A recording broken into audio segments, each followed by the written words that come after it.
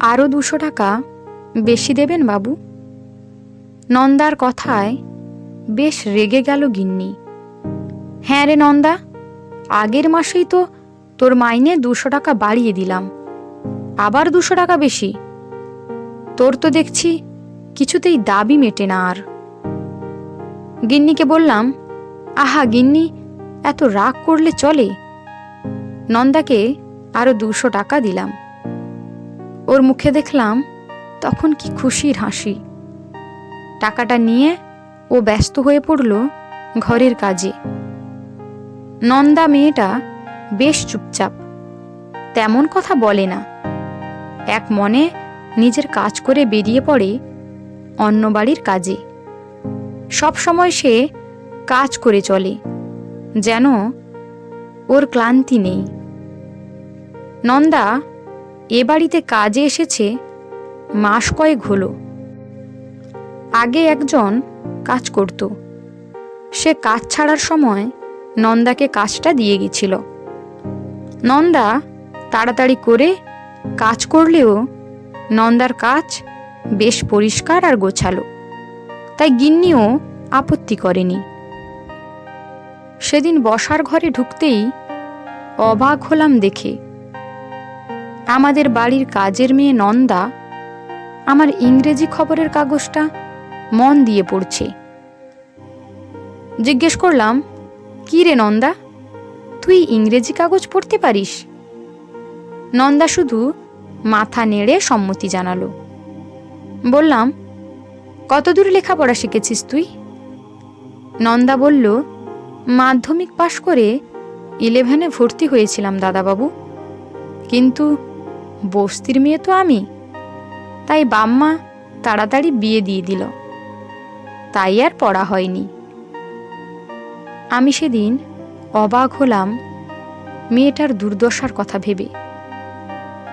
লেখাপড়ার সুযোগ পেলে হয়তো প্রতিষ্ঠিত হতে পারত অনেক। সেদিন রান্নাঘরে শুনলাম গিন্নি আর নন্দার কথোপকথন। নন্দা বলছে, 2 দিন ছুটি দেবেন গিন্নিমা? গিন্নি বলল, না না, এমন ছুটি দেওয়া যাবে না, আমার শরীর ভালো নেই, আসতেই হবে তোকে। নন্দা সেদিন মুখ ফুটে বলতে পারল না যে ছেলেটার পরীক্ষা শুরু হবে কদিন পর, তাই ছুটিটা চাইছিল সে। গিন্নি রান্নাঘর থেকে বেরোতেই বললাম, তোমার শরীর তো ঠিকই আছে, তাহলে ছুটিটা দিলে না কেন? গিন্নি অমনি ঝাঁপিয়ে উঠে বলল, তুমি তো চলে যাবে তোমার স্কুলে, আর সব কাজ তো আমাকেই করতে হবে, ও না এলে, তাই কোনো ছুটি দেওয়া যাবে না। আস্তে আস্তে বললাম, ছুটি চাওয়ার কারণটাই তো জানতে চাইতে পারতে। কিন্তু গিন্নি আমার কথার কোনো গুরুত্ব না দিয়েই চলে গেল। নন্দার কদিন রাতে ঘুম নেই, রাত থাকতে উঠে রান্না চাপাই ছেলের জন্য। পরীক্ষার দিন না হলে যে ছেলেটাকে খালি পেটে যেতে হবে। সকালে ছেলে বসে থাকে মুখ গুঁজে বইয়ে, নন্দা ছেলেকে খাইয়ে দেয় নিজের হাতে। তারপর ছেলেকে ভালো করে পরীক্ষা দেওয়ার কথা বুঝিয়ে দিয়ে ছোটে বাস রাস্তায়। কাজের বাড়িতে যেতে দেরি হলে আবার ঝামেলা। এ কদিন একটু তাড়াতাড়ি ফেরার চেষ্টা করে নন্দা। পরীক্ষা দিয়ে ফিরলে ছেলেটার মুখে তরকারি ভাত তুলে দেওয়ার আশায়। কখনো কেউ কেউ তাড়াতাড়ি ফেরার অনুমতি দেয়, কেউ দেয় না। এইভাবে দেখতে দেখতে একসময় নন্দার ছেলের পরীক্ষা শেষ হলো। নন্দার অনেক স্বপ্ন, তার ছেলেটাকে নিয়ে অনেক লেখাপড়া করে প্রতিষ্ঠিত হবে সে। বাপ মা তো বিয়ে দিল সেই লেখাপড়া বন্ধ করে। তারপর 2 বছর পর ছেলেটা হলো। বর ভোলা, দূরের শহরে কাজ করতে গিয়ে আর ফিরল না। সবাই বলে আবার নাকি বিয়ে করেছে সে। নন্দা পড়ে রয়েছে তার একমাত্র ছেলেটাকে আঁকড়ে ধরে।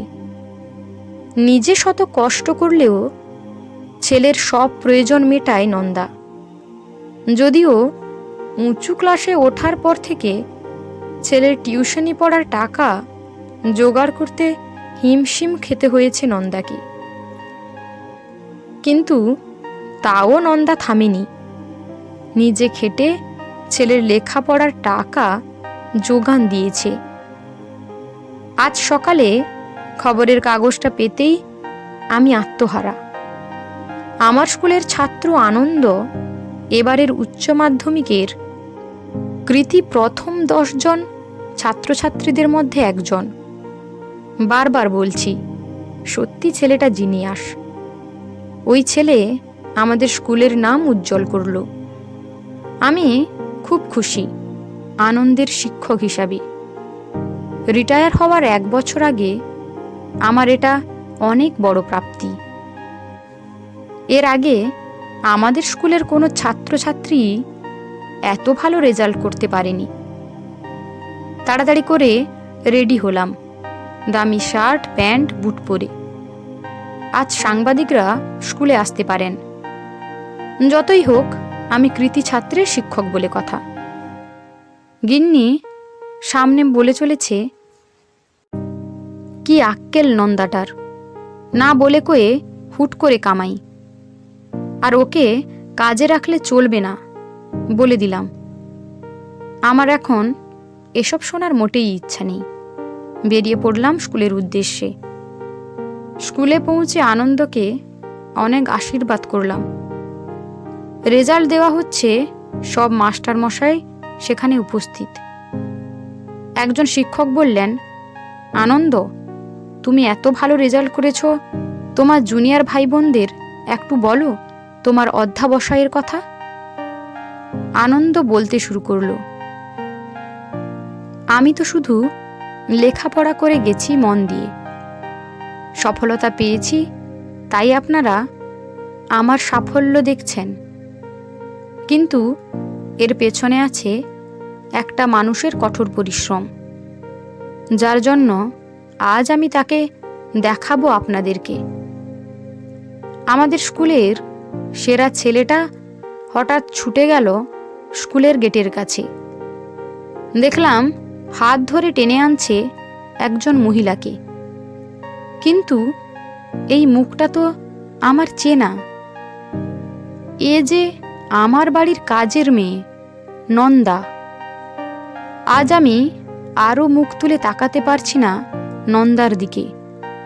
ওর মুখে জয়ের হাসি। আমি স্কুলের কৃতি ছাত্রের শিক্ষক, আর ওই যে সেই ছাত্রের মা। আমি সরে গেলাম ওখান থেকে। নন্দার আজ কাজে না যাওয়া আমার স্ত্রীর অশান্তির কারণ। সে তো জানেই না আজ নন্দার ছেলের রেজাল্ট।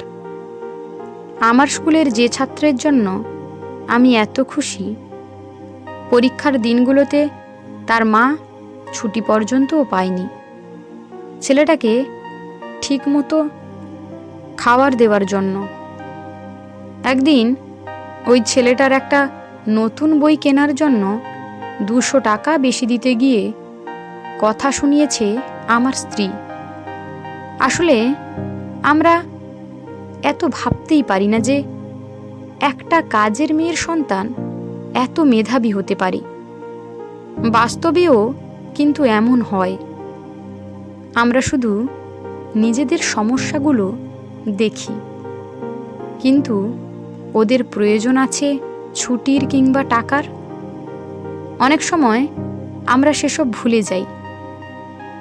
বাড়ি ফিরতে স্ত্রী শুরু করলো, নন্দা কাল এলে টাকাটা মিটিয়ে দিও, আর ওকে আসতে হবে না।